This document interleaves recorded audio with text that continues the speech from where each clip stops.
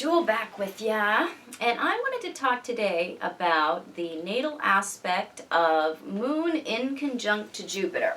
What happens when we see this in somebody's birth chart?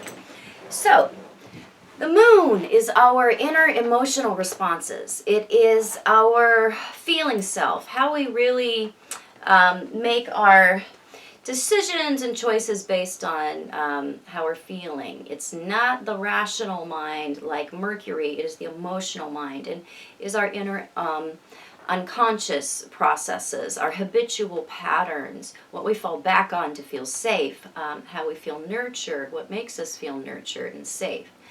And represents the mother and our early nurturing experiences. And, you know, naturally the moon rules the fourth house of intimate things and our nourishment, things of that nature. So Jupiter is the natural ruler of the ninth house, and this is where we find our gurus, our teachers, our higher learning, our big ideas, and our opinions are found with Jupiter. So it's very much, you know, represents travel, because travel brings expansion and growth. When you go out of your own immediate environment, and certainly out of your own culture, you grow because you understand and see perspective. And Jupiter is perspective. It's the larger perspective, the long-term perspective, our inspiration and aspirations, and very much represents our joy and satisfaction and what makes us feel, you know, satisfied. So, inconjunctions, if you don't know what they are, flip over to my other video about what an inconjunction is in the birth chart and watch that first, because that'll give you a better idea of what I'm talking about here. And so, an inconjunction is an angle of 150 degrees where two planets don't get each other. They don't have anything in common, so they don't express at the same time, and they don't even have a real sense that the other one is there while the other one is, acting out. I'm so sorry. I just woke up actually a little while ago. I had an afternoon nap that was quite extended, and oh, it's so hard to wake up from a late nap. So now I have this groggy voice. I'm not stoned. I'm just really, really not quite awake. So it's interesting that I picked an aspect that's actually a very dynamic aspect, because it's definitely going to make me think. So when we have these two particular planets in an imbalanced aspect, we see somebody who is emotionally greedy. There is an imbalance between the emotional thinking and feeling and the things of Jupiter, which is optimism, looking for more, expansion, growth, joy, all that stuff. So whatever Jupiter touches or has contact with, he enlarges. He makes bigger. He expands and exacerbates anything that he's in conversation with.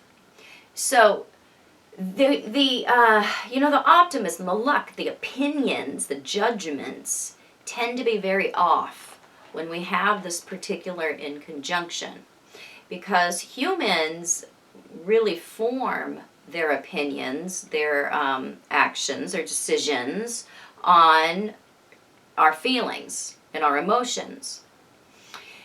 And so there is often an attitude with this inconjunction of neediness. There was very frequently an experience of being either spoiled or very well provided for, or there was a overly mothered or overly nurtured, or there was a lot of people around to take care of somebody in their younger days. So there is often an early experience of too much. they didn't have to satisfy their own needs, or they didn't have to ask for their own needs to be met, or there was there was a lot going on when it came to maybe there was a lot of people to go to when it came to having their needs or their wants satisfied. So there was an early experience of having things being brought to us a lot with this particular inconjunction. And so as people mature with this one, they expect that same type of environment. And so they can become very demanding. And the houses that this inconjunction falls into will really show you the areas of life where they can be very insistent upon their wants or their needs being met. So there is somewhat of a spoiled outlook with this particular inconjunction, and it needs a reality check. There is very often a lack of emotional intelligence associated with this inconjunction, and weak judgment as well, because Jupiter is our opinions, and it is our ideas about our environment. And Mercury is really, how we take in those ideas and file those ideas, and Jupiter is what we do with it. So when the feelings are so invested in the things of Jupiter, it's like their feelings, their emotional judgment is just, it's too emotional. So there's nothing rational in the way that the people approach the world who have this. Everything is built on an emotional decision, and it's everything is big. Everything is a big deal with this particular inconjunction. So they do tend to drink a lot of milk, and they do tend to do a lot of traveling to get away from their problems or from their issues, because Jupiter represents travel, foreign travel. And these people, there's often this unconscious idea that if they can get away, then they can fix the problem, or they can find balance, or they can find satisfaction, because they're always looking for more satisfaction. So there's a lot of disappointment associated with this particular inconjunction, because they shoot so high, and they can keep themselves on this cycle of, shooting super high. Oh, it didn't come true. I'm just a plebe. I don't deserve anything. Oh, I'm going to shoot again. High. It didn't come true. Oh my gosh. They have to learn how to step out of that loop. And so they try to do that with geography. Geography ain't the problem, because wherever you go, there you are. And their problems follow them all around the world. So this is really one about how they have to learn their own beliefs and their own emotional intelligence from the ground up. Because it's very much like, the kid who goes to school. This is like probably most of us, actually. We go to middle school, high school, unless you live in a foreign country that has a decent educational system and appreciates education, not really so much in America. It's like the kid who goes to school and doesn't pay any attention, because it's always, they're made to go, it's always available, it's a have to, they figure they're going to get to do whatever they want to do anyway when they grow up. School, what am I here for? And oftentimes these people don't, with this inconjunction, really don't pay attention literally in school. So then, you grow up and you hopefully graduate high school and you apply for college. Well, you get in and you find out you don't know anything. You know nothing, because you didn't pay attention to anything. So you end up having to take lower high school level classes, basic math, basic everything, and so you have to spend a year of catch up before you can get up to the more advanced classes that are really in the types of areas of study that you're actually interested in. So this type of inconjunction with the moon to Jupiter is very much like that, where these people don't develop a lot of the skills that they need to satisfy and soothe themselves early in life. So they search for that. They try to bring that in from the outside. They demand that from their surroundings. They demand that their satisfaction be brought to them. And so they have to learn the skills for themselves, because the things of Jupiter are our cultural opinions, our beliefs, our religious beliefs, our philosophical beliefs. They have to establish these for themselves, all of these.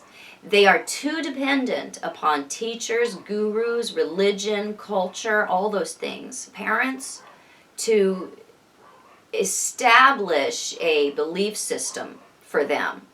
So when these people undergo like a religious crisis or a philosophical crisis, sometimes existential crisis, usually it's going to be a religious crisis of some kind, or questioning, or something of that nature. It can send them into an absolute tailspin. Because when you take away that outside belief structure, or that is questioned or starts to crumble, that's what's emotionally holding them together.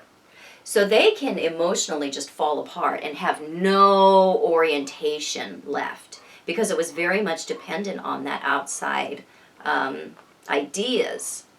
So they have to, first of all, accept that they have to let childhood go.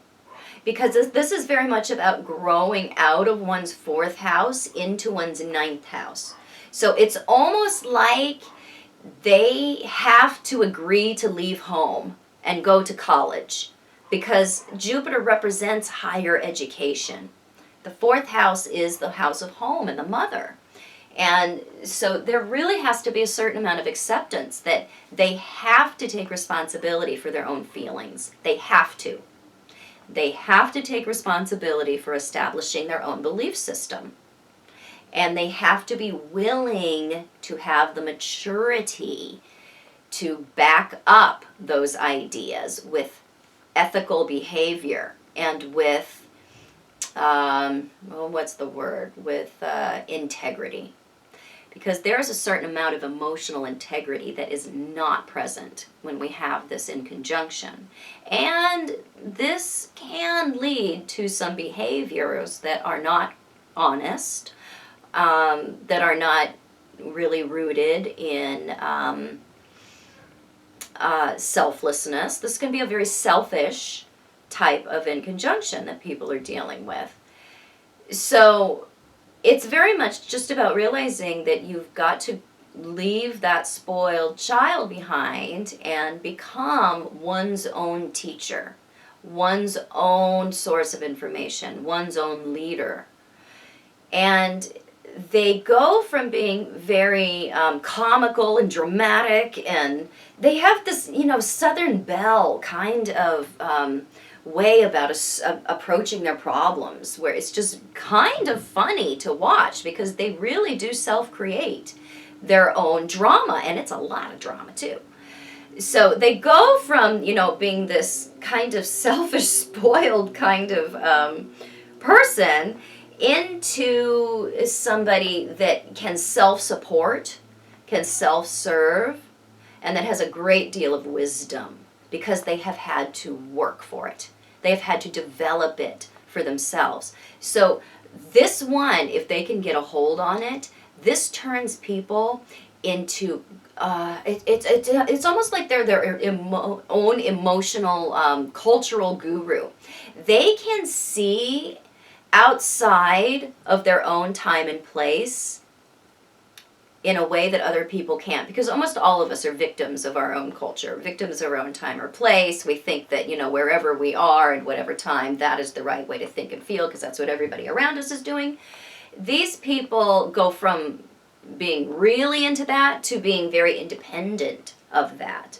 So a lot of genius is actually being able to see out of one's own time and space.